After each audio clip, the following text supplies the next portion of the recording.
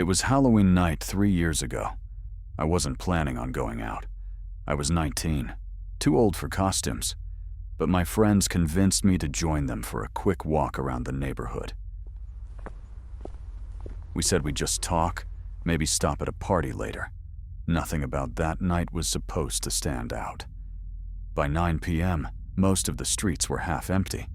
The decorations still glowed, but the noise had faded. That's when we saw it, a house sitting alone at the end of a quiet block. The porch light was on, and taped to the mailbox was a handwritten sign that read, "Free candy inside." We stopped walking. It didn't look like a prank at first. The yard was messy, but there were orange lights in the windows and a small table visible through the open doorway, covered in candy bowls. No people, no music, no laughter, just that sign. Someone joked that it looked desperate, like a house begging for visitors. Someone else said it was probably an old couple trying to do something nice. I don't remember who suggested going in. I only remember how easily we all agreed. Looking back, it's strange how quickly curiosity replaces common sense. You tell yourself it's harmless, that it's just another Halloween gimmick. But sometimes the things that look the most ordinary are the ones that have already been prepared for you. And that house was waiting. The door creaked open with barely any effort. The air inside felt thick, stale, and faintly chemical, like someone had tried to mask another smell. The place was quiet, too quiet for a house with lights still on. The hallway was lined with orange bulbs, a table in the middle covered neatly with bowls of candy, each filled to the same level as if measured. Nothing about it looked casual. It looked arranged. Tyler went in first. Evan followed. Mia and I stayed near the door, but curiosity pulled us further. The living room had plastic cobwebs, a fog machine, even a fake skeleton, all spotless and unused. The more we looked, the more we realized there was no dust anywhere. But the house didn't feel lived in either. It felt prepared. From deeper inside came a faint sound, not mechanical, not random. Footsteps. I turned toward the hall, and for a second, saw a faint shadow move past the wall. It wasn't shaped like a decoration. I whispered for everyone to leave, but the front door clicked behind us. Tyler tried the handle. It was locked. He pulled harder, but the bolt had slid from the outside. Whoever was inside had done it quietly. We didn't yell. Somehow that felt worse, the silence between each sound.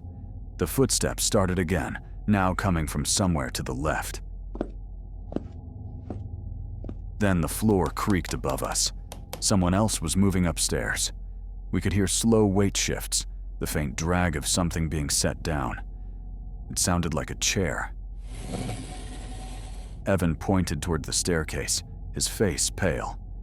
On one of the steps lay a shoe print, not from any of us. Too large, dried mud on the edges. Recent. Mia backed against the wall. I could hear her breathing shaking. Tyler whispered that there had to be another way out. We found a kitchen door that led toward the back, but when he tried it, the handle didn't turn either. Every door we touched was sealed. Then came another noise, a soft clatter from the corner of the living room. Something had been dropped.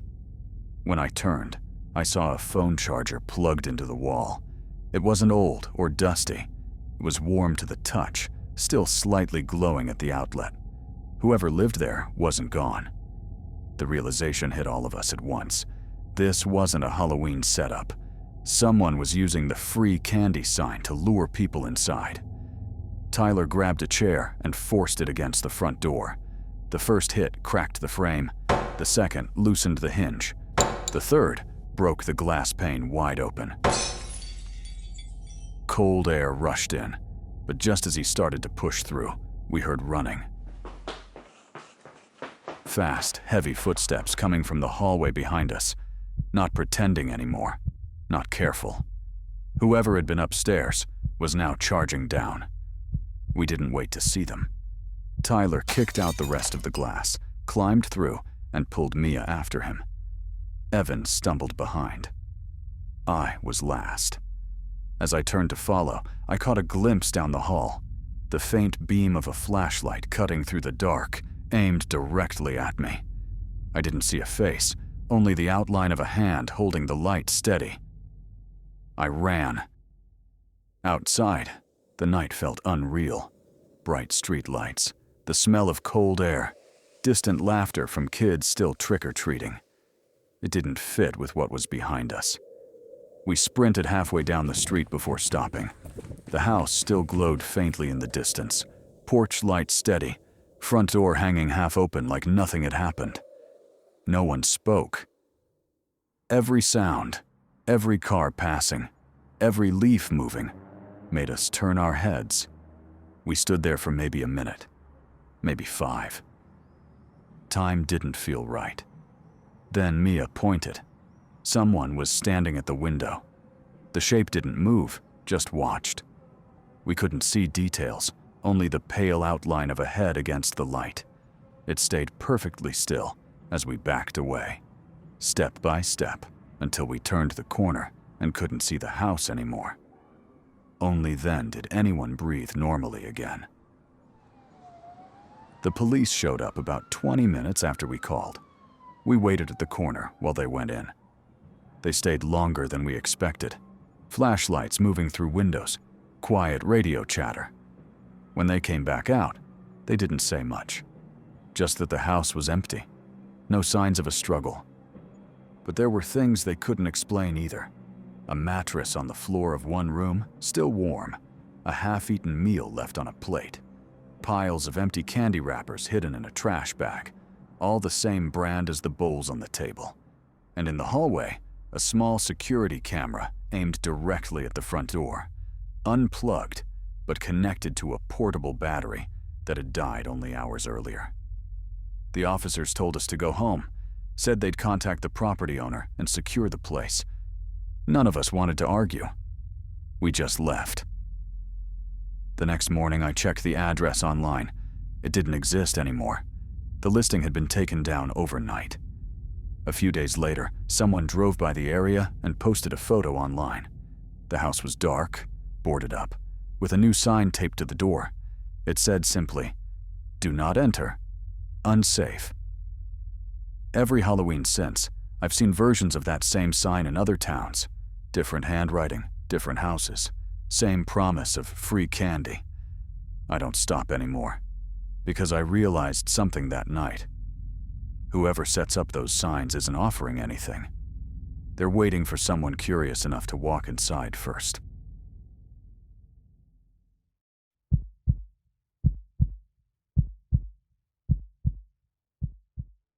Halloween has never been my favorite night, but that year I agreed to go out. A few friends were throwing a costume party in a quiet neighborhood just outside town. It was supposed to be simple. Music, cheap drinks, and bad lighting. I didn't think much about what I'd wear, so I went with a generic black outfit and a plastic mask I found at a dollar store. Nothing creative, just something that would blend in. The streets were already filled when I arrived. People moved between houses, flashing lights, muffled bass from backyards. For a while, everything felt normal. Then, somewhere between the crowd and the noise, I noticed him. Someone wearing the exact same costume as me. Same clothes, same mask, even the same cheap plastic knife tucked in the belt. At first, I laughed it off.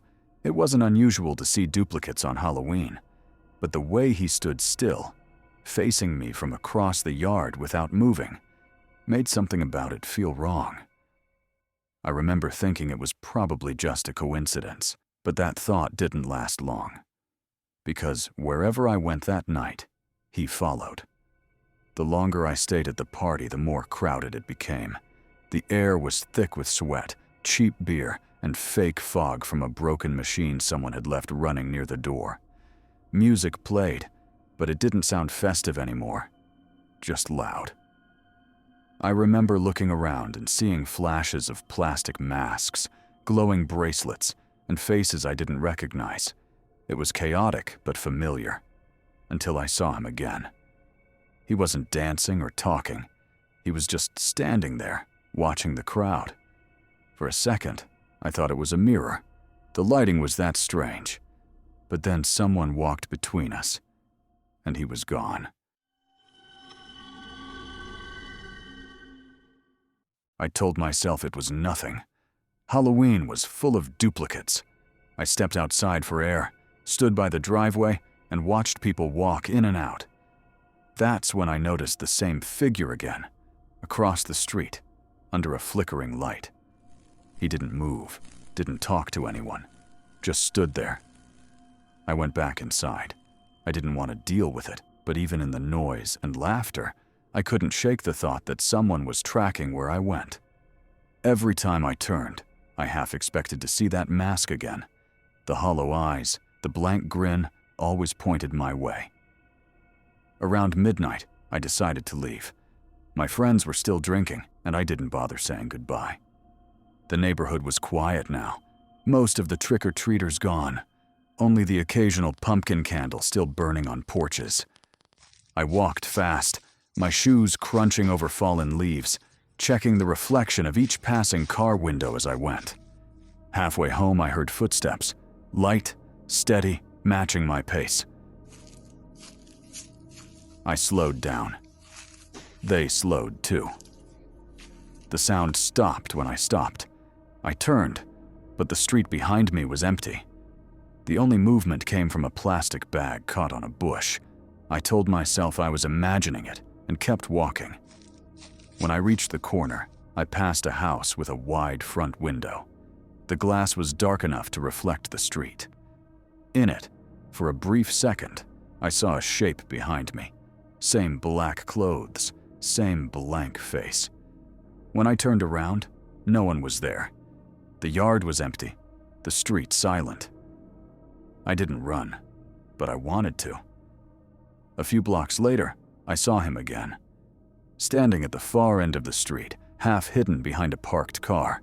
Same costume, same stillness. He was watching me, and this time, I knew he knew I'd seen him. I crossed to the opposite sidewalk and picked up my pace. Every few steps I looked back. He didn't follow closely. He didn't have to. Just walking far enough behind to stay visible. When I finally reached my house, I didn't bother turning on the porch light.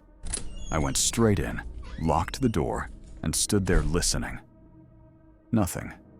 No footsteps, no movement, just silence pressing against the walls.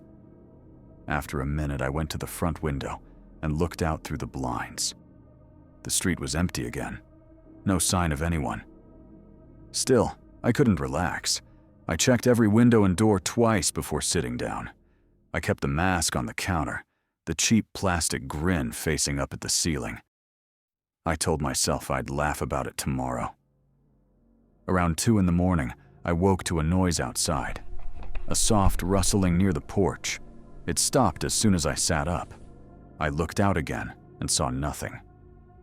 The night was quiet, but it didn't feel empty anymore. In the morning, the mask was gone. I searched the counter, the floor, even the trash can, thinking maybe I'd moved it without realizing. Nothing. I opened the front door, and there it was, lying on the top step, damp from the dew, the inside smeared with dirt like someone had worn it. I tried to laugh it off, but something about it felt intentional. I tossed it into the bin outside and went back in. My phone buzzed a few minutes later. Unknown number. No message, just a picture. It was my front yard, taken from the street. Another photo followed, closer this time from the porch. Then one through the window. The final one was from inside, taken from behind me. I turned around, but the room was empty. I tried to call the number back. Number not found. I refreshed the screen, but the entire thread vanished before my eyes, like it had never existed. I checked the camera roll. Nothing saved.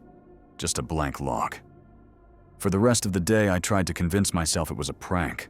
Someone from the party, maybe. But that night, when I went out to take out the trash, I noticed something near the bin. The mask was gone again. The lid was still closed, the bag undisturbed. Just empty space where I'd thrown it. I stood there for a moment, listening to the wind moving through the street. The houses around me were quiet, lights off, everyone asleep. Across the road, under a streetlight, stood a single dark figure. Same height, same clothes. This time, there was no plastic grin. Just a face I couldn't see, turned slightly toward me. And then, it stepped back into the dark. I didn't see him again after that night, but it didn't feel like it was over.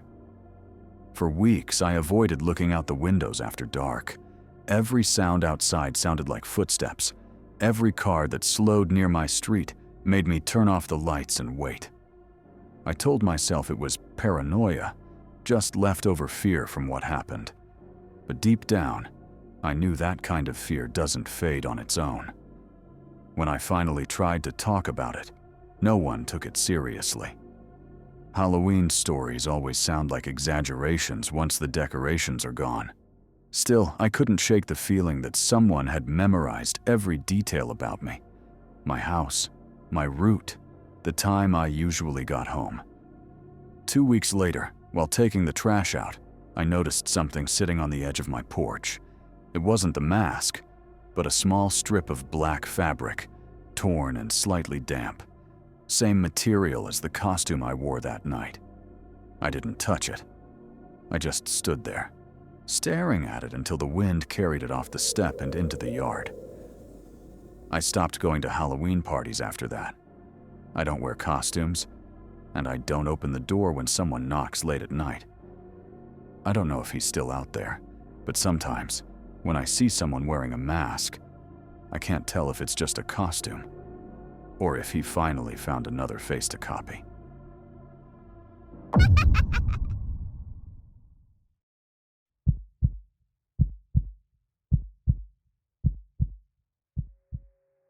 Halloween night last year was quiet. I spent it alone, like most years, handing out candy to the neighborhood kids. I live on a small cul-de-sac where the same families visit every October. It's predictable. Lights on, quick smiles, small costumes, then silence again. By 10:30, the street was empty.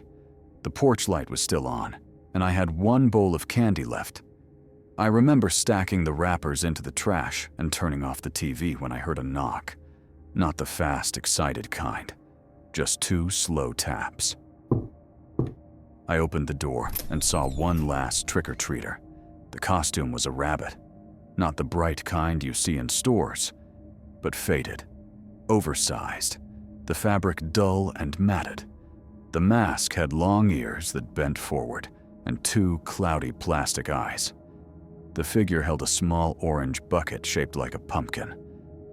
No words, just the bucket, held steady. I dropped a few pieces of candy inside. The person turned and walked away without a sound. The steps were heavier than a child's, slower, uneven. I watched until they reached the end of the driveway, then closed the door. That was supposed to be the end of the night, but a few minutes later, through the front window, I saw the same rabbit standing on the sidewalk again, facing the house, perfectly still. The figure didn't move. It stayed on the sidewalk. I waited, thinking it would walk away. It didn't. I stood there behind the curtain for almost a minute before turning off the porch light, hoping it would take the hint. When the bulb went dark, the reflection of the rabbit costume disappeared into the black of the street. I checked again a few minutes later. The sidewalk was empty. I locked the door, shut the blinds, and went to the kitchen to clean up. The house felt unusually silent, like the sound from outside had stopped altogether. Not even wind, not a single leaf moving on the trees. Around 11, I heard footsteps. They weren't close, just faintly scraping across the driveway. Too slow for a passerby, too steady for wind. I muted the TV and listened. The sound circled once, then stopped.